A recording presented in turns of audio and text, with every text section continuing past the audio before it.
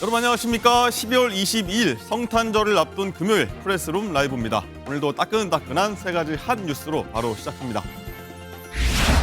공지인 오늘도 전국 대부분 지역에 한파특보가 내려진 가운데 서울 아침 체감 온도는 영하 20도 아래까지 떨어졌고 서해안과 호남, 제주 산지에는 20cm 이상의 많은 눈이 내리겠습니다. 한동훈 전 법무장관이 국민의힘 비상대책위원장에 지명돼 나흘 뒤 전국위에서 의결되면 내년 총선 지휘 등 곧장 공식 활동에 들어갑니다. 한동훈 효과 자세히 짚어봅니다. 체코 수도 프라하의 카렐 대학교에서 총기 난사 사건이 벌어져 최소 15명이 숨지고 20명 넘게 다쳤는데 24살 용의자가 현장에서 숨져 범행 동기는 아직 확인되지 않고 있습니다. 자, 잠시 뒤 오늘 특별한 손님 모시고 프레스 라이브 돌아오겠습니다.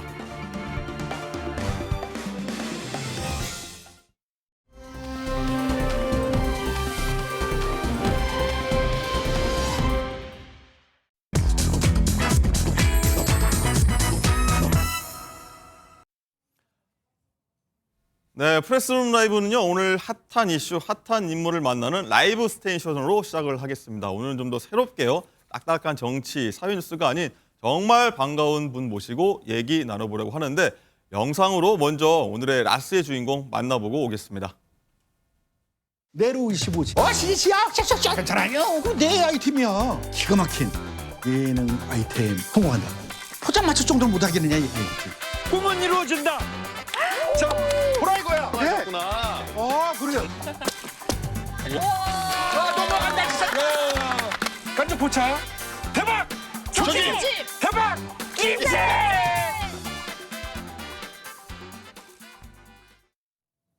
네, 개그맨들의 개그맨으로 불리는 최양락 씨입니다. 스튜디오에 나오셨습니다. 안녕하십니까? 네, 안녕하세요. 네, 스튜디오에서 방송하니까 되게 반가운데 시청자 여러분께 한번 인사 부탁드리겠습니다. 네, 반갑습니다. 여러분의 영원한 귀염둥이라고 봐야 되겠지요. 네, 최양락입니다. MBN 프레스룸 라이브에서 이렇게 인사를 드리게 됐습니다. 네, 반갑습니다. 반갑습니다. 이 영원한 귀염둥이라고 하셨는데요. 저희가 나이를 좀 검색해봤는데 네. 유멀번지 저도 보면서 자랐는데 작년에 환갑이 넘으셨더라고요. 깜짝 놀랐습니다. 예, 근데- 나이는 이제 숫자에 불과한 거죠. 숫자에 불과하자 스포츠에서 많이 쓰는 제가 얘기인데 옛날에 뭐 남그리고요라는 프로 이 팽현숙 씨랑 같이 할 때 아내분이시죠? 네. 이스대 잘해. 나는 봉이야. 그때 영원한 귀염둥이라는 닉네임이 있었지요. 네, 뭐 오랜만에 들어서 반가운데 네. 뉴스 프로그램, 시사 프로그램은 사실 거의 또 굉장히 오랜만이신 것 같아요. 이 뉴스 시사 프로 저는 이제 직업이 연예인 이제 개그맨 아니겠습니까? 예. 개그맨이 뉴스 채널에 이렇게 자주 나오는 건 바람직하지 않다 저는 생각합니다. 예. 사고를 쳐야 이제 자주 나오는데 좋은 일로 나오셨습니다. 이제 저는 이제 좋은 일로 거의 나온 적이 없고 예전에 뭐 한두 번 나왔던 것 같아요. 뭐 이렇게 불러주셔서 감사합니다. 알겠습니다. 자, 앞서서 영상도 잠깐 봤는데요. 깐죽포차의 주인이 되셨어요. 네네. 이 깐죽포차가 어떤 프로그램인지 설명 좀 부탁드리겠습니다. 네, 깐죽 포차는 정말 여러분의 이 사랑을 받는 MBN의 토요일 저녁 8시 20분에 방송되는 뉴스 프로그램이 아니고 이제 예능 프로그램입니다. 예능 프로그램 8시 20분. 예능 프로그램. 최양락이가 포장마차 주인으로 나옵니다. 네. 그런데 왜 이름이 깐죽일까요? 제가 사실은 이 프로그램을 기획을 했거든요. 네. 기획을 하셨어요? 그래서 이 제목만큼은 진지하게 가자. 그래서 진지 포차, 진지포차. 리얼 포차, 낭만 포차 이렇게 네. 여러 가지 나왔는데 네. 말을 안 듣더라고요. 다른 거 다 필요 없어요. 역시 최양락 씨, 최선생님한테는 깐죽이 제일 어울려요. 그게 말을 안 듣고 이제 그렇게 해서 깐죽이 됐습니다. 네, 그렇군요. 내가 사실 지난주 1회차를 봤는데 아내분 있지 않습니까? 결혼 35년 차 표현숙 씨도 함께 하던데 네. 섭외 과정도 보니까 재밌더라고요. 어떻게 됐었죠? 사실은 사람이 그렇습니다. 이 부자 몸조심 이렇게 겸손을 해라 뭐 그런 이야기를 하지 않습니까? 예. 근데 제가 와이프보다 이 신인 시절에는 이 초창기에는 훨씬 잘 나갔었지요. 네, 저는 알고 그리고 있습니다. 아까도 뭐 예. 나왔습니다만 네로 황제. 신이시여 나 네로를 버리시라니까. 그리고 네로 황제를 3년 이상을 했어. 네. 그걸 3년 냈었나요? 네, 그다음에 괜찮아요. 코나는 아직도 막 노트북에 막 돌아다니고. 네, 뭐 맞아요. 안 좋은 일 당하셔도 다 예, 괜찮아요 그 이후에 하시더라고요. 뭐 알까기. 네? 뭐 그때까지도 잘 나갔어요. 예. 그러다가 어떻게 정은세가 역전이 돼가지고 팽현숙 씨는 40살 넘어서 네. 갑자기 저 요리사에 도전하겠어. 그랬더니 한식, 중식, 일식, 양식 요리사 4개를 딴 거예요. 자격증을 예, 자격증을. 따셨군요. 그리고 막 뒤늦게 학교를 다니고 뭐 하더니 요즘에는 이제 역전이 된 거죠. 평현숙 씨가 이제 프로그램도 많이 하고 뭐 강연도 다니고 홈쇼핑도 하고 저는 예. 홈쇼핑 할 때 이제 보조로 보조로. 예, 홈쇼핑 뭐 수대국 갈 때 옆에서 먹기나 해.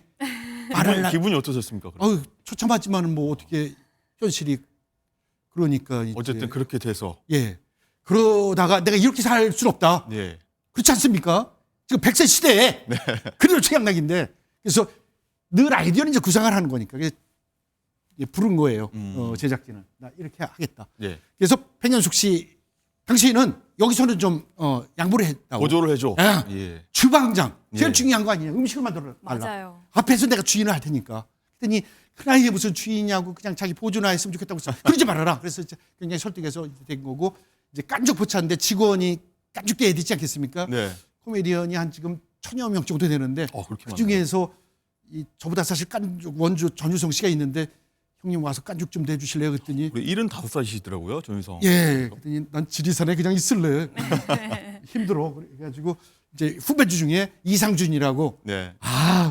우리 깐죽계를 이끌어 나갈 깐죽기 2세대. 예, 충분합니다. 그게 이제 상준이고 그다음에 우리만 있으면 또 약간 어두울 수가 있으니까 좀 밝고 화사한 아이돌 중에 러블리즈라고 인기 그룹 있지 러블리즈, 않습니까? 예.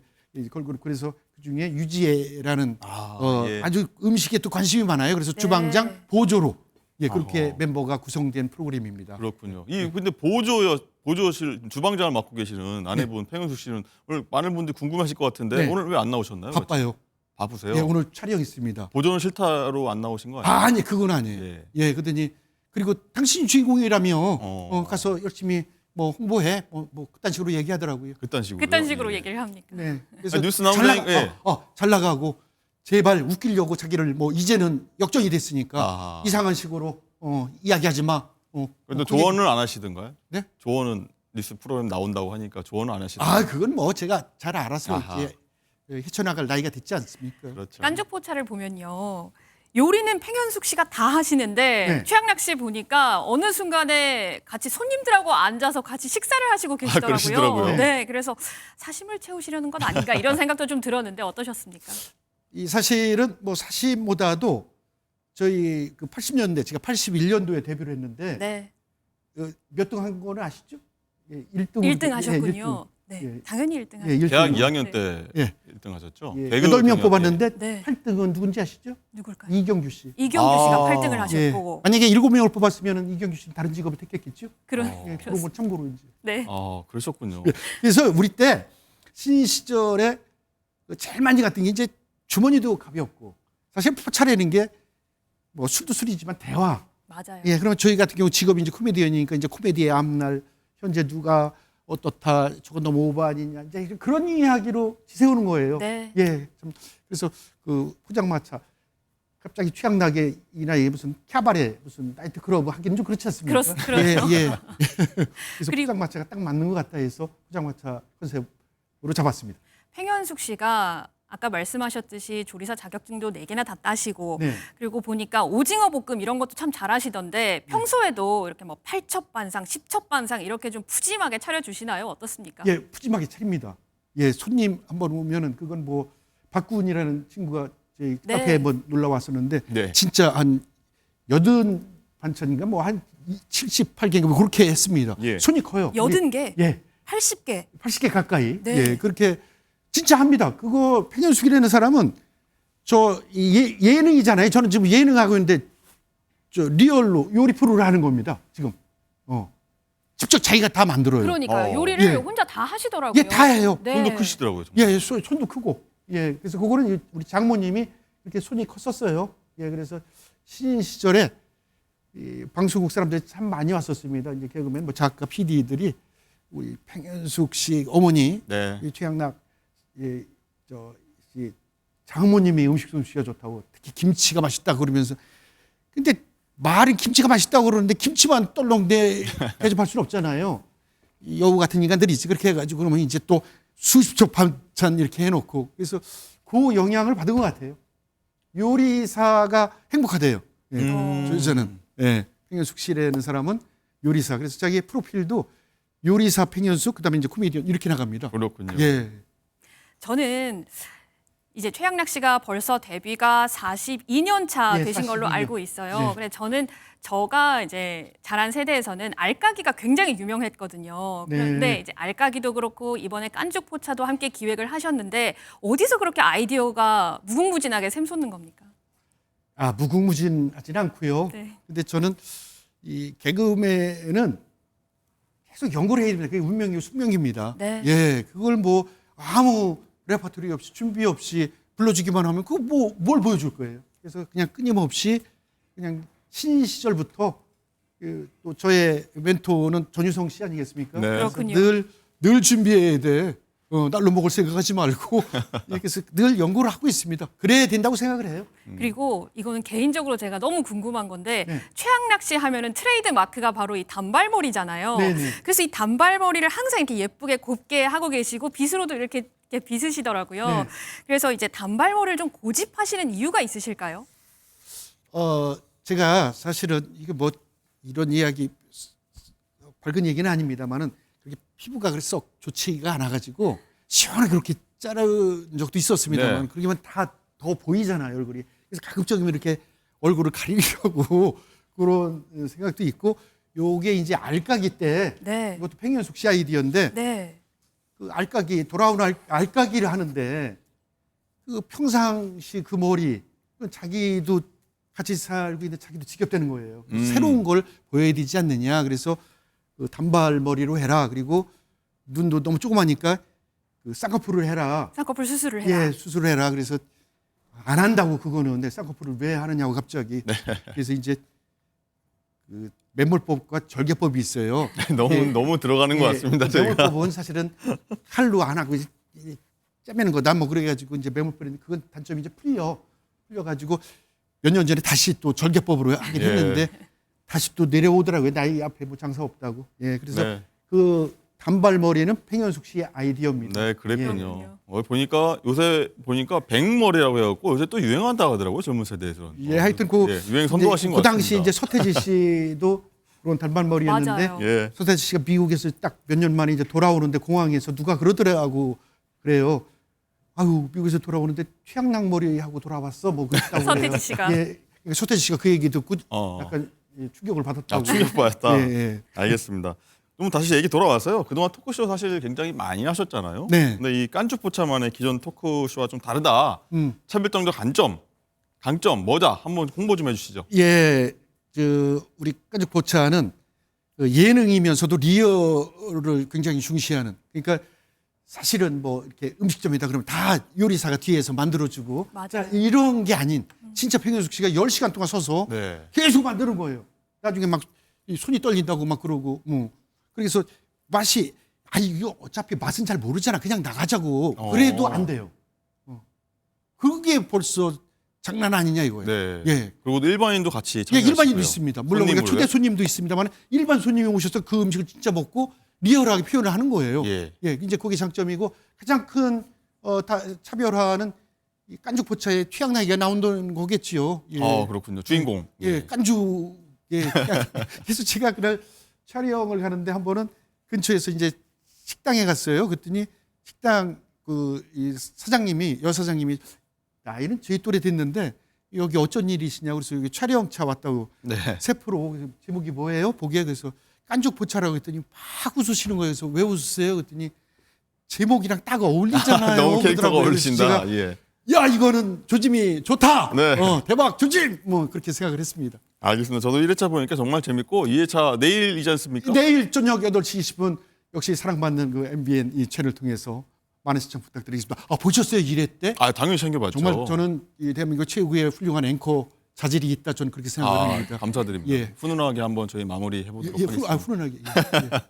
아무튼 내일 토요일 8시 20분에 2회차죠? 네, 2회입니다. 방송하니까 2회는 더 재밌습니다. 사실. 네, 맞습니다. 많은 시청 부탁드리고요. 저희는 다음에 또 정치권 소식 이어가니까 채널 고정해 주시기 바랍니다. 자, 오늘 함께해 주신 최양락 씨였습니다. 고맙습니다. 네, 감사합니다.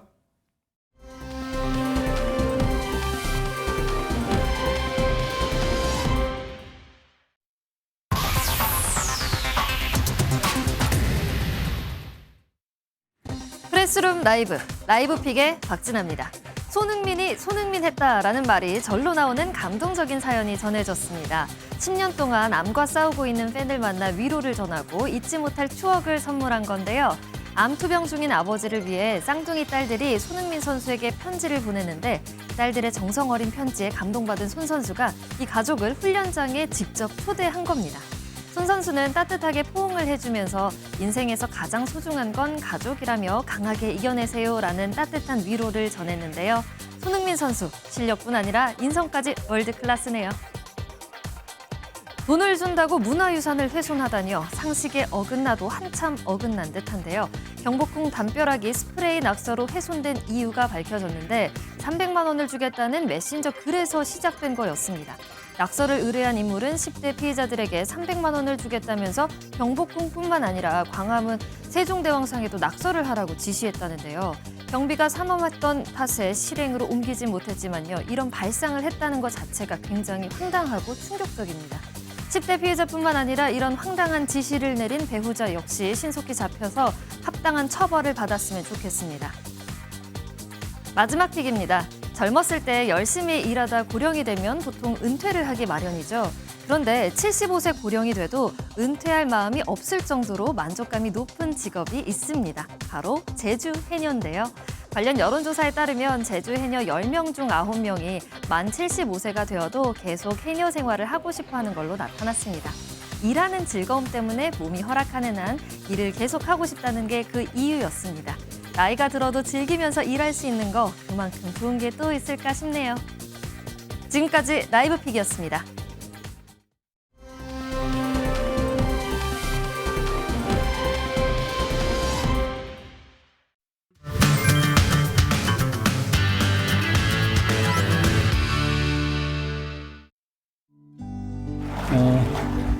저는 잘하고 싶었습니다. 동료 시민들의 삶이 조금이나마 나아지게 하고 싶었습니다. 특히 서민과 약자의 편에 서고 싶었습니다. 그리고 이 나라의 미래를 대비하고 싶었습니다. 앞으로 제가 뭘 하든 그 일을 마칠 때 제가 똑같이 말할 수 있었으면 좋겠습니다. 고백하건대 저는 여러분과 함께 일할 수 있어서 참 좋았습니다. 행운을 빕니다.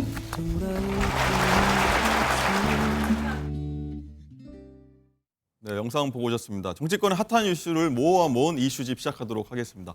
저희 프레스룸 라이브의 뉴스 핵심 관계자분들입니다. 이동석 전 행정관, 이승훈 부위원장, 이고은 변호사, 그리고 MBN 장가희 기자 나오셨습니다. 어서 오십시오. 안녕하세요. 안녕하세요. 자, 영상 보셔서 뭐 어떤 얘기 할지 아시겠지만 국민의힘이 어제 내년 총선 사령탑 비대위원장에 한동훈 법무부 전 장관을 지명했는데 장가희 기자, 어제 저희가 방송 중간에 속보 떠갖고 얘기를 좀 나누긴 했는데 다 못 나눴어요. 그 이후에 엄청나게 많은 일들이 벌어졌잖아요. 한번 정리 좀 해볼까요? 맞습니다. 어제 오전 10시 50분에 한동훈 장관이 국민의힘 비대위원장을 수락했다 이렇게 속보가 떴습니다. 김기현 대표가 사퇴한 지 8일 만인데요. 자, 오후에 윤재욱 원내대표가 공식 추대 입장을 밝혔고 한 장관이 2시 40분경 윤석열 대통령의 사의를 표명을 합니다. 자, 그리고 2시간 만에 사표가 수리됐고요. 오후 5시 한동훈 전 장관 퇴임식을 했습니다. 비대위원장 추대, 수락, 사의 표명, 퇴임식까지 모든 일이 하루 만에 속전속결 일사천리로 이루어졌는데요. 무슨 공이든 후회 없이 휘두르겠다는 한동훈 장관의 말, 그리고 여기에 힘을 실어주는 윤재욱 원내대표의 오늘 발언까지 연이어 들어보겠습니다. 9회 말 투아웃에 투 스트라이크면 원하는 공 들어오지 않아도 스트라이크인지 볼인지 애매해도 후회 없이 휘둘러야 한다고 생각합니다. 국민의 상식과 국민의 생각이라는 나침반을 가지고 앞장서려고 합니다. 그 나침반만으로는 그 길 곳곳에 있을 사막이나 골짜기를 다 알 수는 없겠지만 지지해 주시는 의견 못지않게 비판해 주시는 다양한 의견도 경청하고 존중하면서 끝까지 계속 가보겠습니다. 우리 정치는 지금 86 운동권 출신이 주도하고 있는 진영 정치와 팬덤 정치, 그로 인한 극한 정쟁으로 질식 상태에 빠져 있습니다. 한동훈 후보는 젊음과 새로움으로 우리 정치에서 수십 년 군림해온 운동권 정치를 물리치고 탈진영 정치, 탈팬덤 정치 시대를 열 잠재력을 가지고 있는 분입니다. 기존의 우리 당원과 보수층을 재결집시킬 수 있을 뿐만 아니라 청년층 및 중도층과도 공감대를 이룰 수 있는 분입니다. 한동훈 후보는 현재 차기 지도자 여론조사에서 여권 인사 중 1위로 나오고 있으며 기성 정치인과 전혀 다른 참신한 은행으로 청년층과 중도층으로부터도 많은 지지를 받고 있습니다. 네, 한동훈 전 장관이죠. 비대위원장이 지명됐는데 9회 말 투아웃 투 스트라이크 절체절명의 위기 상황이다. 그리고 윤재옥 당 권한대행이죠. 거기에 대한 지지, 선임 배원까지 들어봤습니다. 자, 한 장관이 대타 홈런으로 이제 역전하겠다 이런 강한 좀 포부가 있는 것 같은데 이동석 행정관 어떻게 각오 어떻게 들으셨어요? 뭐 각오가 없었다면 사실 저 자리에 오르지 않았겠죠. 저는 한동훈 장관이 진짜 절체절명 위기에 있는 국민의힘에 정말 구원투수로 등판할 수 있었다는 배경에는 본인의 각오가 남다르지 않나 그렇게 생각을 합니다. 지금 뭐 보면은 국민의 생각, 나침판을 가지고 앞장서려고 한다. 아무것도 앞이 보이지 않지만 나는 그 역경을 뚫어내려고 한다. 이런 각오인데요. 제가 볼 때는 세상을 바꾼 인물은 노련한 정치인이 아닙니다. 예. 제가 볼 때는 열정적인 도전자라고 생각하는데요. 그 열정적인 도전자에 한동훈 전 장관이 앞장서지 않을까 저는 그렇게 생각합니다. 네, 이동석 행정관 말처럼 이제 국민의힘 쪽에서는 이제 구원투수가 될 거다 기대가 많은데 또 민주당 쪽에서는 패전투수가 될 거다 또 뭐 이렇게 깎아내리고 있더라고요. 이승훈 부위원장님. 뭐 이제 투수로 보면 패전 투수고요. 9회 말 투아웃이라고 했잖아요. 근데 투 스트라이크니까 후회 없이 휘둘르겠다라고 하시는데 점수 차가 굉장히 많이 나는 상태예요. 그럴 때는 홈런보다는 안타를 쳐야 되고 그래서 주루상에 주자들을 많이 내보내야 되는 상황인데 원 없이 휘둘렀다가는 결국에 스트라이크 아웃 잡혀서 이 게임이 끝날 수 있는 상황이기 때문에 아직은 한동훈 장관이 지금 국민의힘의 현실에 대해서는 잘 알고 있습니다만 자신이 어떻게 처리를 해야 될 것인가에 대해서는 아직 미흡하지 않나 싶고요. 지금 한동훈 장관이 해야 될 것은 이 야당 탄압보다는 윤석열 정부의 무능에 대해서 이걸 깨부실 수 있는 어떤 대안들이 제시돼야 되는데 검찰 출신으로서 윤석열 정부의 무능을 깨트릴 수 있는 어떤 메시지들을 내놓을 수 있을까에 대해서는 굉장히 의문이 있고요. 그리고 이제 여론조사 1위이기 때문에 청년과 중도층의 인기를 끌 수 있다라고 하는데 이미 한동훈 장관은 2년 전부터 정치를 했다고 보시면 될 것 같습니다. 거의 법무장관이었습니다만 거의 국민의힘의 비대위원처럼 그런 대변인 역할을 해왔었기 때문에 지금까지 어떤 시행착오들을 많이 거쳤기 때문에 앞으로는 어떤 모습을 보여줄지 또 저도 좀 궁금해지는 부분이 있습니다. 네, 기대 우려까지 들어봤고요. 그리고 아까 처음에 영상 보여드린 게 어제 법무부 장관 이임식이었는데 그때 이런 기자들 질문이 많았습니다. 현직 법무부 장관이 여당 비대위원장으로 곧장 직행하는 게 뭐 초유의 일이 아니냐 여기에 대해서 물어본 게 있는데 어떻게 답했는지 한번 듣고 오겠습니다. 현직 법무부 장관으로서 초유의 여당 비대위원장을 직행하시는 거라 사실 이제 논란도 많고 우려도 많은데 최근 대한민국 10년사에 정말 초유의 일이 많이 있었죠. 다만 제가 그 일을 하는 과정에서 제가 그때 있었던 직분이라든가 위치를 벗어난 적은 저는 없었다고 생각합니다. 지금까지도 그랬고 앞으로도 그럴 겁니다. 한 장관이 이제 수락하면서 이런 말도 했어요. 여의도 문법식으로 이제 밀당 안 하고 나는 이제 결정한 이상 바로 속전속결로 가겠다 이런 얘기를 했는데 일단 뭐 지금 얘기처럼 초유의 일도 최근에 많이 일어났고 본인의 어떤 거치도 그런 변화의 흐름 속에서 일어났다라고 보는데 이거는 어떻게 들으셨어요? 일단 뭐 본인이 지금 뭐 정치를 아직 해보지 않은 사람이다라는 걸 본인이 스스로 인정하지 않았습니까? 그런 면에 있어서는 한동훈 장관이 어떤 역량을 발휘하게 될지 그것은 본인에게 책임이 뒤따를 수밖에 없을 겁니다. 그만큼 본인의 결단이 앞으로도 더 중요하게, 더 세심하게 나올 것으로 보이는데요. 지금 한동훈 장관이 계속해서 나왔던 야당이 주장했던 강성 발언들, 저는 한동훈 비대위원장이 취임하게 된다면 저는 그 발언에 대해서는 좀 부드러운 발언들이 앞으로 계속되지 않을까 싶어요. 이재명 대표와의 그런 각도 세우면서도 그래도 물밑에서는 어느 정도 조율하는 그런 모습이 나올 걸로 보는데요. 지금 민주당에서 나오는 그런 비판들은 사실 두려운 겁니다. 한동훈 비대위원장이 성공했을 때 이제 우리 국민의힘이 어떻게 성공할지 그것들에 대해서 두려운 건데요. 두렵지 않으면 아무 비판도 하지 않습니다. 아예 무시 전략으로 갈 것이 뻔하고요. 한동훈 비대위원장이 성공했을 때 과연 민주당이 어떤 전략을 갖고 있을지 그것을 좀 곰곰이 생각해 봐야 되지 않은 시점인가 그렇게 생각합니다. 알겠습니다. 이 또 한 장관이 한 전 장관이 이제 비대위원장 그리고 정치권으로 좀 본격적으로 들어오기까지 많은 분들이 사실 스토리를 알고 계실 겁니다. 이렇게 4차례 사실 연속 좌천당했던 검사가 스타 장관 그리고 여당의 총선을 이끄는 비대위원장 되기까지 막 스토리들이 많은데 저희가 지금까지의 과정을 영상으로 한번 담아봤는데 이거 보고 얘기 이어가도록 하겠습니다.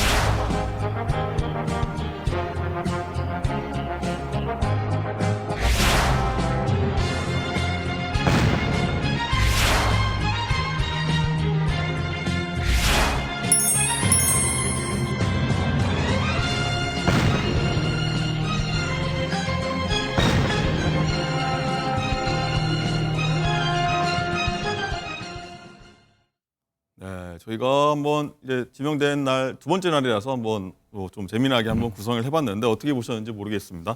자, 장가 기자, 일단은 영상에서 보셨다시피 윤석열 대통령하고 검찰실부터 사실 한 전 장관이 좀 인연을 많이 맺어왔어요. 네, 그렇습니다. 영상에서 확인하셨겠지만 굵직한 사건을 함께 수사를 많이 했습니다. 자, 그리고 윤 대통령의 당선 이후에 법무부 장관으로 처음 발탁이 되고 또 다음 주면 국민의힘 비상시국을 이끌 수장으로 올라서게 되는데요. 자, 한 장관은 윤 대통령과 나이 차이는 13살이 난다고 합니다. 그런데 한 장관이 만 22살에 소년급제를 했기 때문에 연수원 기수는 4기 차이밖에 나지 않는다고 해요. 네. 그래서 대통령과 좀 같이 수사도 하고 나이 차이도 얼마 안 나고 그래서 좀 친하게 지냈을 텐데 직언할 수 있겠느냐, 독립적으로 일을 추진할 수 있겠느냐 이런 우려도 나오고 있는데요. 이에 대한 한 전 장관의 말 들어보시겠습니다. 대통령이든 여당이든 정부든 모두 헌법과 법률의 범위 내에서 국민을 위해서 일하고 협력해야 하는 그런 기관입니다. 그런 기본을 저는 잘 알고 있고요. 이승훈 부위원장님 하실 말씀 많을 것 같은데 일단은 야당에서는 용산 아바타가 될 거라고 우려를 하고 한 전 장관은 누구도 나는 맹종한 적 없다. 그럴 일 없다라고 일단 선을 딱 그었는데 과거 윤 총장, 윤석열 대통령 윤 총장 시절에도 뭐 맹종한 사이 아니다 이렇게 반박했었는데 어떻게 들으셨습니까? 일단 뭐 맹종하지 않는다, 아바타가 아니다라고 하고 있습니다만 벌써부터 김건희 특검에 대해서는 뭐 총선 이후로 미뤄야 된다, 또 악법이다 이런 얘기들을 하고 있기 때문에 윤석열 대통령이 거부권을 행사하리라고 하는 것, 그건 뭐 예상이 되고요. 다만 이 영상을 보니까 뭐 강남 8학군 뭐 엘리트 검사로 굉장히 느껴지거든요. 그런데 한동훈 장관이 만약에 비대위원장이 된다라고 한다면 국민의힘이 서민과 약자에게 손을 내밀어서 이들을 어떻게 감쌀 것인가, 그래서 이들의 표를 어떻게 가져올 것인가, 이건 굉장히 중요한 부분인데요. 네. 그런데 정부의 메시지는 부자 감세거든요. 예를 들어서 결혼이나 출산하면 3억 원까지는 세금을 물리지 않겠다라거나 또는 주식 양도세도 대주주 큰 손해 기준을 10억에서 50억으로 늘린다거나 이런 법인세도 깎아준다라거나 결국에는 부자 감세의 메시지만 계속 내고 있기 때문에 한동훈 장관이 메시지 전환을 통해서 서민과 약자와 함께 가야 되는데 이런 메시지들이 윤석열 정부의 경제 정책과 맞추어 갈 수 있을지 좀 네. 의문이고요.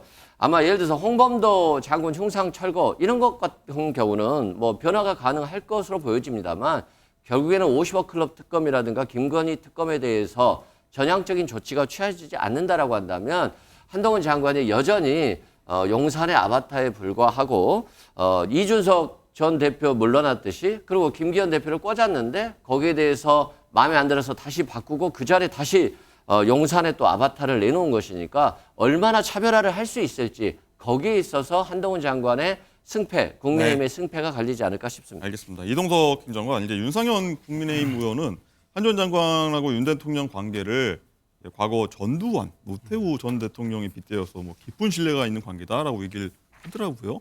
윤 대통령과 가깝게 지냈던 분 아니십니까, 이동석 행정관? 어떻게 나아질 거라 보세요?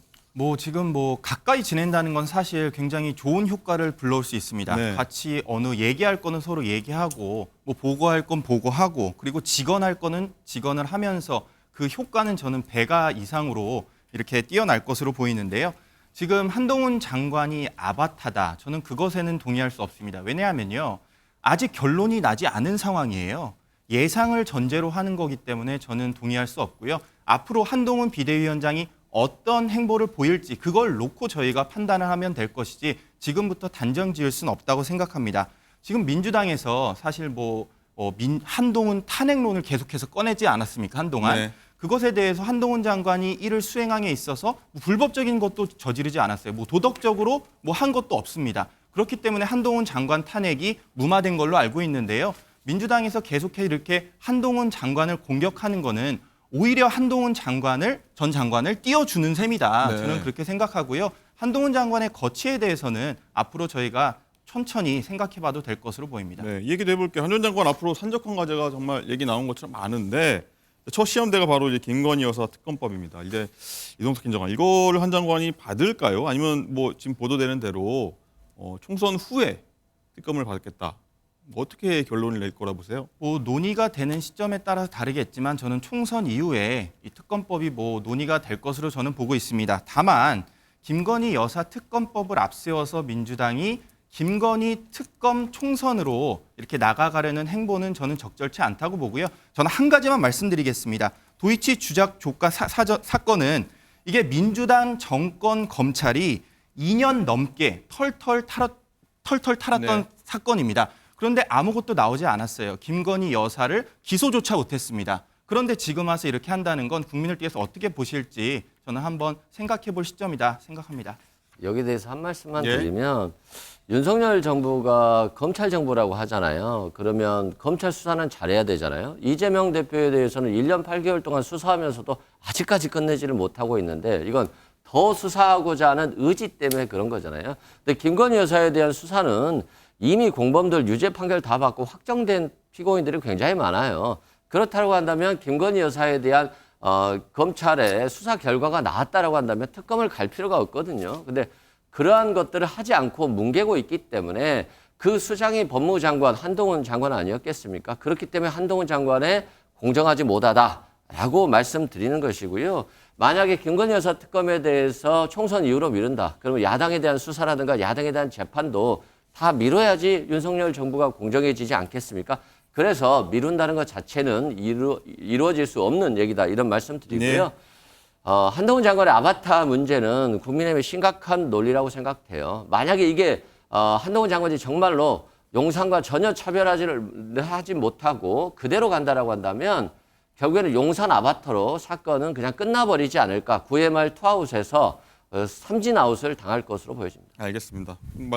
당정 관계 얘기 많이 했는데 사실 그에 앞서서 한 전 장관, 한전 비대위원장이 된다면 비대위 구성이 가장 먼저 이루어져야 되는데 구성 그리고 인적 쇄신, 이거 성패의 핵심이다 이런 얘기들이 많이 나오고 있는데 어제 이와 관련해서 한 전 장관이 얘기를 한 게 있는데 그거 듣고 얘기 이어가도록 하겠습니다. 비상대책위원장이잖아요. 굉장히 비상적인 상황이라는 점을 의미하는 것인데요. 국민을 위해서 열정적으로 헌신할 수 있는 실력 있는 분을 모시는 것이 중요하다고 생각합니다. 특별히 어떤 분과 접촉하고 있지는 않습니다. 이동석 행정관. 네. 일단은 성공사를 꼽히는 비대위 구성 얘기를 해볼게요. 2012년 박근혜 비대 때 당시 26살 이준석 전 대표 그리고 김종인 전 비대위원장이 이름을 올렸지 않습니까? 나오는 지금 보도 보면 한 전 장관이 이미 이제 알아보기 시작했다. 비대위원들 알아보기 시작하더라고요. 네. 어떻게 구성을 해야 된다고 보세요? 뭐 일단 어떤 뭐 한 전 인물들? 장관이 지금 딱 언론에서 비치는 모습이 새로운 인물입니다. 뭐 당연히 장관직은 수행했지만 정치권에 입문한 거는 완전 새로운 얼굴이거든요. 예. 한동훈 전 장관이 비대위원장에 들어서게 된다면 완전히 새로운 인물을 정치권에 내세워야 된다고 저는 완전히 생각을 새로운 합니다. 인물. 기존의 정치권에 있던 인물이 아닌 정말 각계 분야에 있던 그런 인물들을 섭외해서 정말 참신한 인물로 치어진다면 저는 비대위가 굉장히 성공을 이끌 것으로 봐요. 하지만 지금 한동훈 장관이 정면에 뉴스 정면 중심에 있지 않습니까? 근데 저는 한동훈 전 장관의 비대위원장직은 관심이 2주 후면 어느 정도 사그라들 것이다라고 예상을 합니다. 네. 그 이유가 이제 공관위원장이 선임이 됩니다. 그렇기 때문에 이 총선 자체는 공관위원장 중심으로 가는 거지 비대위원장은 결국에는 한 발치 물러나서 의결할 것만 하는 그런 모습을 보일 텐데요. 한동훈 전 장관이 앞으로 새로운 인물을 전면에 내세운다면 저는 국민의힘 입장에서도 그리고 민주당 입장에서도 굉장히 불안함을 느끼지 않을까 저는 그렇게 생각을 합니다. 네, 뭐 공관위원장 얘기 나온 김에요. 어제 사실 한동훈 장관 비대위원장 수락했다는 보도 이후에 직후에 바로 인요한 공관위원장 소리라고 보도가 나와서 모두가 깜짝 놀랐는데 사실 가짜 뉴스로 밝혀졌는데 이승훈 부위원장님 그만큼 이제 공관위원장이 중요하다는 자리 아니겠습니까? 앞으로 그렇죠. 총선을 이끌. 굉장히 중요한 자리고요. 아마도 한동훈 장관이 임명을 안 한다고 한다면 결과적으로 용산에서 임명을 할 것이기 때문에 만약에 더 찐인이 오는지 또는 검사 출신이 오는지 용산에 경제수석들 뭐 이런 수석들이 오는지 한번 지켜봐야 될 것 같고요. 만약에 그렇게 온다라고 한다면 국민의힘의 혁신으로 보여지지는 어려울 것이다 이런 말씀 드리고요. 예를 들어서 한동훈 장관 같은 경우는 정치를 잘 모른다고 하시는데 대통령도 잘 모르지 않았습니까? 근데 여기에 대해서 참신한 인물들이 온다라고 한다면 비대위가 정치를 모르는 사람들로 꽉 채워질 것이기 때문에 국민의힘에 또 다른 위기가 올 수도 있고요. 과거의 여야를 떠나서 정치에는 최고위원들이 뭐 어른이 있는 겁니다. 당의 어른들이 있어서 훈수를 줄 때도 있고 공격을 할 때도 있고 방어를 할 때도 있었는데 지금 국민의힘 최고위원들 보면 저는 김병민 최고위원하고 장해찬 최고위원밖에 안 보이거든요. 네. 당의 어른들이 없는 것 같은 느낌이 들어서 이런 부분들을 좀 채워줘야 될 것인데 이런 부분들은 없이 그냥 참신한 인물, 새로운 인물, 젊은 사람으로만 채운다라고 한다면 당이 좀 길을 잃을 수도 있겠다 이런 생각이 듭니다. 네, 뭐 비대위 구성 비슷한 말씀을 또 해주셨는데 뭐 당 중진 그리고 X세대 이런 말도 나오고 뭐 여성 위원들도 뭐 추천되고 있는 것 같다 이런 얘기도 나옵니다. 자 이동석 위원장 그 공관위원장 자리 그럼 인요한 위원장 말고 누가 좋을까요? 저는 뭐 공관위원장 후보군에는 이게 크게 두 갈래로 나뉠 수 있다고 네. 봐요. 이게 정치인, 비정치인. 뭐 정치인의 입장에 있어서는 한동훈 장관이 정치의 뭐 초년생이기 때문에 정치인 중진을 내세운다면 어느 정도 그런 화해가 어느 호흡이 이루어지지 않을까 생각하는 부분인데요. 뭐 당 중진에서도 여러 후보가 있는 것으로 알고 있습니다. 다만 비정치인 중에서는 한동훈 비대위원장이 들어서게 된다면 저는 뭐 인요한 혁신위원장도 가능하다고 보고요. 인요한 뭐 혁신위원장도. 다른 분들도 여러 분들이 지금 거론이 되고 있는 것으로 알고 있습니다. 뭐 공관위원장 절차는 아직 뭐 2주 정도가 남아있기 때문에 추후에 좀 보면 될 것 같고요. 정치인을 선택할지 아니면 비정치인을 선택할지 그 분야에 집중하시면 좀 재밌을 것 같습니다. 일각에서는 이제 공천이야 사실 공관위원장이 하겠지만 어쨌든 비대위원장도 약간 호흡을 맞춘 거 아니겠습니까? 그런 면에서 한 전 장관이 누구한테도 빚진 게 없다. 그래서 공천 제대로 할 거다. 이런 얘기도 나오는데 이승훈 부위원장은 그렇게 또 안 되리라 보십니까? 그렇게 안 되겠죠. 왜 그러냐면 김기현 대표를 본인이 만드셨잖아요. 용산에서. 근데 지금 갑자기 선거 직전에 거의 자르다시피 하고 새로운 인물이 한동훈 장관을 놨단 말입니다. 근데 이분은 아주 그냥 공동체 의식을 갖고 있고 깊은 신뢰를 갖고 있다는 거잖아요. 그러면 대통령의 말을 듣고 하지 않겠어요. 이건 실은 저는 초유의 사태라고 하는데 과거 군부 독재 시절에나 대통령이 당 총재를 겸임하거나 또는 당 대표를 바꾸거나 이럴 수는 있었습니다만 요즘 같은 시대에 당 대표를 이렇게 쉽게 바꾼다는 것 자체가 저는 좀 이해가 안 되고요. 이런 방식으로 갔을 때 결국에는 한동훈 장관이 저는 설 자리는 별로 없다고 보여지고요. 한동훈 장관은 결국 우리 박근혜 전 대통령이 성공한 건 두 가지거든요. 우리 국민들에게 희망을 줬었고 서민과 약자와 함께 할 것으로 보여줬고 그게 믿겨졌는데 한동훈 장관이 강남 8학군 출신으로서 엘리트 어떤 검사가 갑자기 와서 서민을 얘기하고 약자를 얘기한다라고 하는 게 국민들에게 전혀 먹혀질 것 같은 느낌이 안 들어요. 네. 그런 측면에서 이런 모습들을 어떻게 잘 변화시켜 줄지는 좀 지켜봐야 될 대목인 것 같습니다. 뭐 국민 생각과 국민 상식에 나치판 대로 가겠다고 한 전 장관이 얘기했으니 한번 지켜보도록 하고요. 자, 그리고 젊은 유권자를 잡기 위해서는 이준석 전 대표 포용을 해야 된다. 이 여부도 중요하다고 하는데 저희가 관련 발언 한번 모아봤습니다. 앞으로 이준석 전 대표 같이 탈당이나 신당 창당을 예고하신 분들이 있는데 이분들 또한도 만나실 의향이 있으신지? 저는 당을 가리지 않고 다양한 생각을 가진 많은 분들을 만나야 한다고 생각합니다. 그렇지만 특정한 사람에 대해서 따로 생각해 본 적은 없습니다. 만날 수는 있지만 만나도 할 말이 별로 없다라는 생각이 들고요. 만약 온다 하더라도 당을 파악하는 데 시간이 걸릴 것이고 그런 어떤 피상적인 대화로는 지금의 문제가 아무것도 풀리지 않을 것이기 때문에 저는 뭐 만남을 회피할 생각은 없지만 기대가 없습니다. 이준석 대표를 과연 포용할지 안 할지 굉장히 궁금하고요. 또 이재명 민주당 대표하고는 이제 검사 대 뭐 피의자 대결 구도로 가고 있어서 저희가 한번 어떻게 각 당 수장으로 경쟁 관계 될지 한번 지켜보도록 하겠습니다.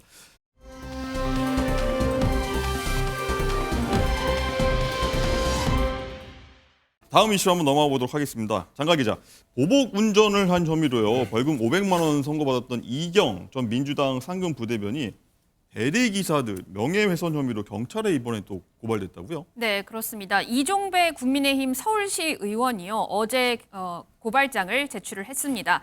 이종배 시의원은 이경 전 부대변인의 거짓말이 대리운전 기사들의 인격을 모독했다면서 이재명 대표가 전국 대리운전 기사들에게 정중히 사과를 하고 이경 전 부대변인을 출당 조치하라 이렇게 주장을 했습니다.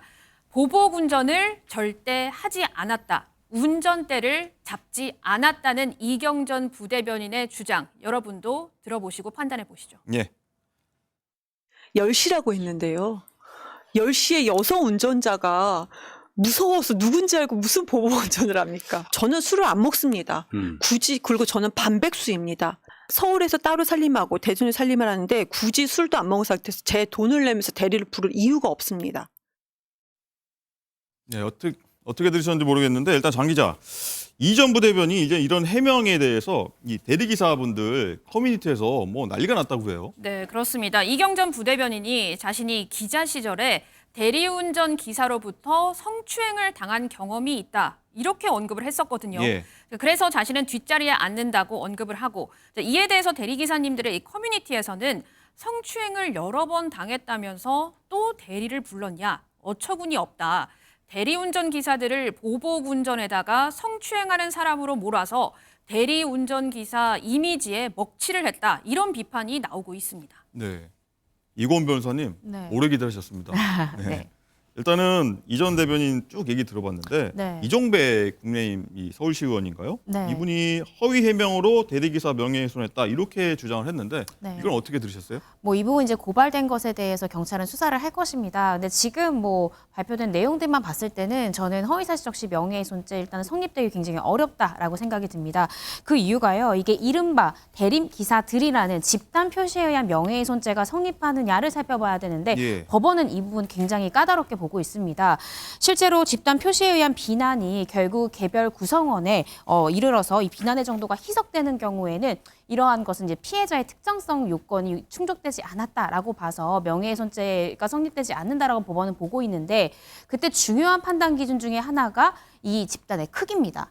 이게 대리기사들이라는 건 굉장히 집단의 크기가 크죠. 그런데 만약에 특정 A 회사의 뭐 대리기사들이 이런 행동을 했다라든지 이렇게 조금 더 이제 집단이 특정화되고 또 사회적 평가를 저할 만한 구체적인 적시가 있었다라고 하면 성립하겠지만 사실은 이경 전 부대변인이 이제 자신이 보복운전하지 않았다라고 하면서 변소한 것도 있었고요. 본인의 이제 변명을 하기 위한 하나의 이제 예시로서 얘기한 거기 때문에 명예훼손의 고의도 없었다라고 봐서 사실상 수사가 되더라도 혐의 없음 처분이 될 가능성이 높다라고 생각이 듭니다. 예. 어쨌든 이 전 부대변인하고 검찰 측이 이제 쌍방항소를 한 상태인데 네. 변호사님 일단 저는 가장 간결하게 보면 대리업체 호출 기록 네. 혹은 뭐 대리기사와 관련된 자료들 뭐 있을 거 아닙니까? 네. 불렀다든가 다른 자료들 이거를 내놓으면은 뭐 명확하게 해결될 문제 아닌가요? 이걸 내지 않아서 유죄 판결이 났다라고 생각이 듭니다, 사실은. 근데 이경 전 부대변인의 입장은 이렇습니다. 블랙박스 영상이 삭제돼서 제출할 수가 없었다. 왜냐하면 나는 메모리 카드에 저장 기간이 있는지도 몰랐고 또 블랙박스의 저장 기간이 그렇게 짧은지도 몰랐다라는 것이 그의 입장인데요. 뭐 더 억울한 건 경찰에다가 수차례 뭘 준비해야 되냐라고 물었는데 그냥 와서 진술하시면 된다라는 답변만 받았기 때문에 몇 달 뒤에 가서야 경찰이 이 메모리 카드 빼는 법을 알려줬다는 거예요. 네. 근데 그때 가서 확인해 보니까 영상은 최근 것만 남아 있었다라는 겁니다. 저도 검찰에 있을 때 블랙박스 수차례 사실 디지털 포렌식으로 복원을 해봤지만 사실상 블랙박스 복원이 잘 안 됩니다. 한 번도 복원에 성공한 적이 없었는데요. 어제 새벽 SNS에 이경 전 부대변인은 또 본인의 혐의를 재차 부인하기도 했습니다. 대리기사를 특정하지 못한 이유에 대해서는 이렇게 얘기했는데요. 대선 대변인을 당시에 대부분의 저녁 식사 자리에서 대리기사를 부른 것은 그 저녁 식사 자리 주최한 측에서 불렀다는 거예요.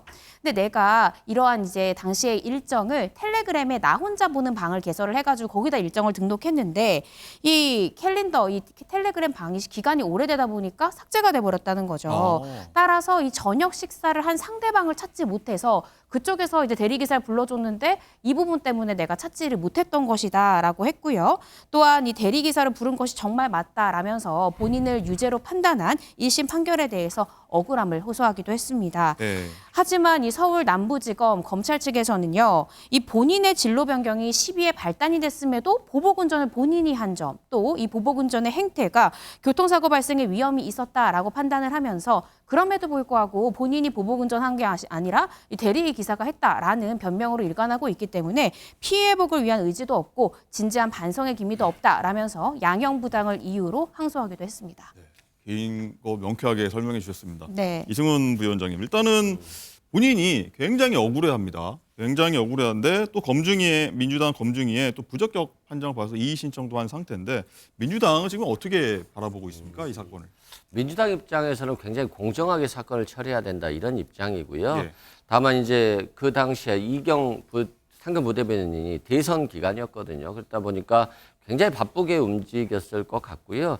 그 과정에서 이제 당을 위해서 정말 열심히 뛰었던 사람이지만 일단 1심에서 유죄 판결이 났기 때문에 당에서는 굉장히 조심스럽게 접근하고 있습니다.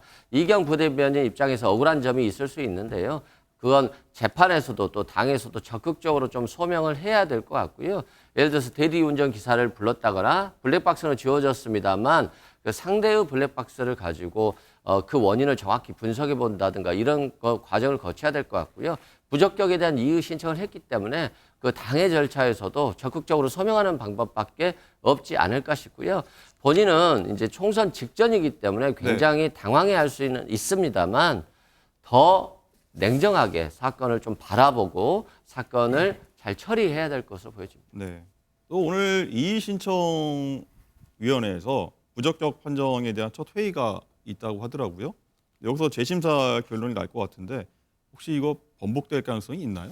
아무래도 이제 총선에 가까워지고 있기 때문에 그 기준이 더 엄격해지고 있어가지고 이경 상근 부대변인 입장에서 보면 굉장히 불리한 어려운 상황인 것은 맞는 것 같고요. 다만 이제 당이라고 하는 것은 이경 부대변인의 억울한 점도 있습니다만 당 전체의 상황도 고려해야 되기 때문에 아마도 적절하게 처리하지 않을까 싶습니다. 이동석 행정관, 일단 이 전 부대변인은 이 사건이요. 총선이 가까워지니까 이제야 판결이 났다. 언론이 마녀사냥한 거다. 이렇게 주장하고 있어요. 뭐 본인의 주장은 본인의 주장을 할 수 있는 거죠. 근데 이게 뭐 상식적으로 국민들께서 납득하실까 저는 그 부분이 궁금합니다. 술은 안 마신대요. 대리기사분에게는 뭐 성추행을 당했대. 근데 대리기사를 왜 부릅니까? 이게 상식적으로 납득이 안 되는 부분이에요. 그것에 대해서 이경 전 부대변인이 앞으로 철저한 그런 검증 절차를 통해서 해명을 해야 됩니다. 이경 전 부대변인은요, 굉장히 막말 논란이 있었어요. 윤석열 대통령 욕설 발언을 편집했다가 굉장히 논란이 된 바가 있고요. 김건희 여사 외모 평가, 유아인 마약 사건 음모론 이런 것들을 계속해서 꺼냈던 분입니다. 계속해서 논란이 되는 부분에 대해서 민주당 지도부가 어떻게 판단할지 국민들께서 더 지켜보시고 판단해 주실 것으로 믿습니다. 알겠습니다.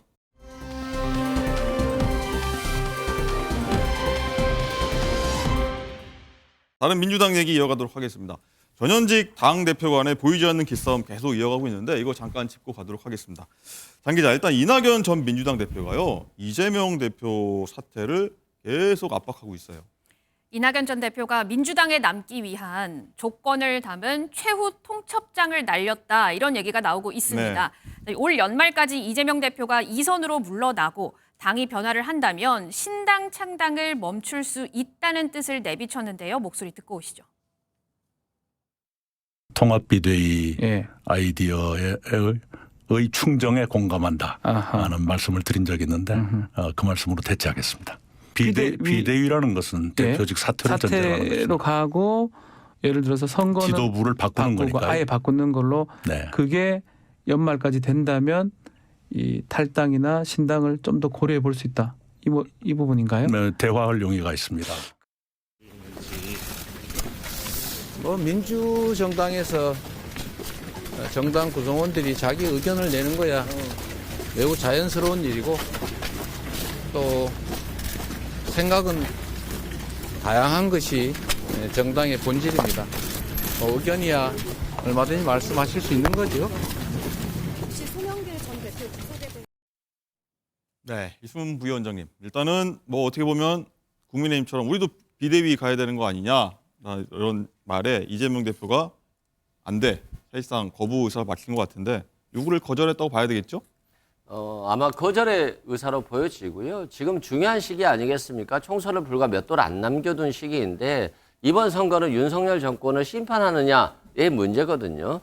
그런데 지금 이재명 대표가 사퇴한다? 그렇다고 한다면 굉장히 혼란한 상황이 될 것이고 비대위원장은 누구로 해야 돼? 비대위원은 누구로 해야 돼? 그리고 이들의 공천은 제대로 될 수 있을까에 대한 굉장한 혼란이 올 것입니다. 그리고 지지자들 입장에서는 당을 이재명 대표가 이끌어주기를 원하고 있기 때문에 오히려 이제 혼란의 상황에 휩싸이는 건데 이낙연 전 대표께서 지금 이러한 상황을 그 누구보다도 잘 아실 분인데 왜 이런 식으로 탈당 메시지를 내거나 분당 메시지를 내는지 저는 좀 이해하기 어렵고요. 지금은 무능한 정부에 대한 심판 프레임에 있는 상황입니다. 그래서 좀 이낙연 전 대표가 당의 원로로서 그리고 5선 국회의원으로서 당의 단합이 필요한 시기이기 때문에 그 누구보다도 당의 단합을 좀 앞장서 줬으면 좋겠고요.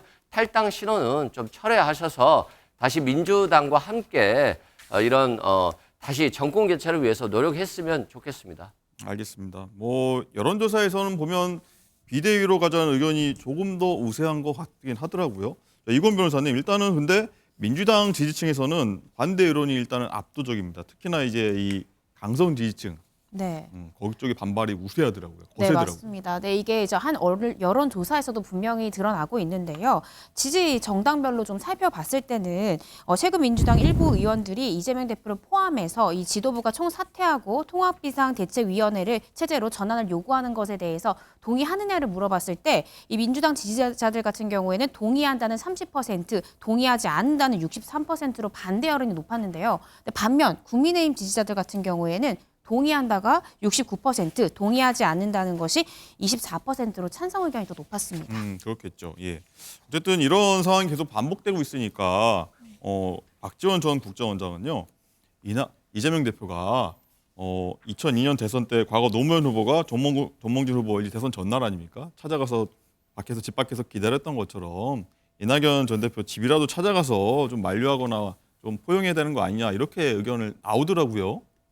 저도 이제 과거에 노무현 전 대통령이 정몽준 전 대표 집에 가서 이렇게 계속 얘기를 하다가 결국에는 문 안으로 들어가지도 못하고 돌아오면서 민주당이 결집했던 상황이 있거든요. 아마 박지원 전 대표가 민주당의 재결집을 위해서 아마 이낙연 전 대표를 찾아가라 이런 말을 하신 것 같은데요. 아마 이제 연기성으로 또는 뭐 정치 전략적으로 접근해서는 안 될 것 같고요. 이낙연 전 대표와 진정성을 가지고 이재명 대표가 얘기를 하는 것은 굉장히 좋아 보입니다. 다만 이게 연출로 보여져서는 절대 안 될 것으로 보여지고요. 다만 지금과 같은 시스템 공천 시기에서 뭐 이낙연 전 대표 측의 인사들에게 공천권을 보장한다 이런 메시지를 이재명 대표가 줄 수는 없거든요. 그런 측면에서 조금은 어려운 면이 있습니다만 그래도 이재명 대표가 진정성을 가지고 이낙연 전 대표와 얘기할 것으로 보여집니다. 네. 그리고 뭐 내년 신년 인사회에 또 윤석열 대통령과 이재명 대표가 이제 참석을 해서 만나기로 했는데 이런 이유도 한번 민주당 돌아가는 상황 재미있을 것 같습니다.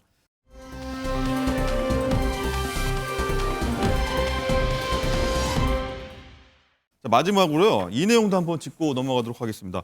오늘 전두환 전 대통령, 전두환 씨의 손자 전우원 씨 선고 공판이 있었는데 네. 이건 변호사님, 일단은 1심 법원 판단 어떻게 나왔나요? 네, 일단은 이제 집행유예 판결이 나왔는데요. 이 사건이 지난해 11월부터 올해 3월까지 총 4종의 마약류를 투약한 혐의로 전우원 씨에 대해서 불구속 기소를 했습니다. 당시에 검찰은요, 이제 뭐 전 씨가 모든 혐의를 사실을 자백하고 인정하고 반성하는 점 등 고려해서 징역 3년의 실형을 구형한 바 있습니다. 그런데 오늘 오전 중앙지법 형사합의 24부는 이 전 씨에 대해서 징역 2년 6월에 집행유예 4년을 선고해서 집행유예 판결이 최종적으로 선고가 됐습니다. 네. 전우원 씨가 사실 지금까지 계속해서 반성하는 태도 보여왔지 않습니까? 네. 이런 것들이 좀 가만히 됐을까요? 네, 충분히 가만히 됐을 것 같습니다. 실제로 미국에서 한국으로 입국했을 당시에도요, 긴급 체포가 됐었지만 이 전 씨가 경찰에서 본인 혐의 모두 자백해서 바로 석방이 됐었고요. 검찰에서도 소환을 했지만 본인의 모든 혐의를 인정하기도 했습니다. 아직 판결문을 세세하게 확인해보진 못했지만 사실 4종의 굉장히 중한 마약류를 투약했음에도 불구하고 집행유예 선고가 된 것은 아무래도 이 마약 범행에 대해서 이 전 씨가 모두 자백하고 수사에 철저히 협조한 부분이 양형상 많이 감안되지 않았나라고 생각이 듭니다. 네, 뭐 할아버지인 전두환 씨와는 좀 굉장히 많은 행보로 많은 시선을 좀 관심을 받고 있는데 뭐 이동석 김정관 일단은 기자 출신 아닙니까? 네. 많이 취재도 했을 텐데 이런 부분에 대해서는 여야 없이 좀 긍정적인 평가가 나오는 것 같긴 하더라고요. 뭐 이제 집안의 대소사는 뭐 집안의 대소사로 맡겨놓고 지금 뭐 어차피 본인이 뭐 수사 협조를 하면서 계속해서 솔직한 얘기를 내나왔고 또 뭐 강주에 가서도 참배를 하지 않았습니까? 네. 그런 점을 봤을 때 여야 모두 이런 부분에 있어서는 한번 이렇게 다시 한번 생각해보는 과거의 사건을 다시 한번 되짚어보는 계기로 남기를 한번 기대해 보겠습니다. 네, 뭐 이승훈 부위원장님 어떻게 보십니까? 자, 뭐 서울의 법 얘기도 나오고 전두환 씨 계속 얘기가 나오는데 손자는 좀 다른 모습이에요. 네, 손자 같은 경우는 굉장히 사과를 하고 자신이 마약을 했다라고 오히려 자백을 했었고요. 그리고 한국으로 귀국해서도 5.18 정신에 대해서 절을 하면서 사과의 말씀을 하셨기 때문에 저는 올바른 길로 가고 있다고 생각되고 다만 이게 한순간의 어떤 위기 모면용이 아니라 앞으로 전우현 씨가 5.18 정신 그리고 대한민국의 어떤 정신을 위해서 봉사하는 마음으로 지속하게 성장해 주셨으면 좋겠다 이런 생각이 듭니다. 네, 알겠습니다. 오늘 말씀은 여기까지 듣겠고요. 성탄절이 이제 성큼 다가왔습니다. 이번 한 주 너무 추웠는데 성탄절 크리스마스는 따뜻하게 보내시고 저희는 다음 주 화요일에 돌아오겠습니다. 고맙습니다.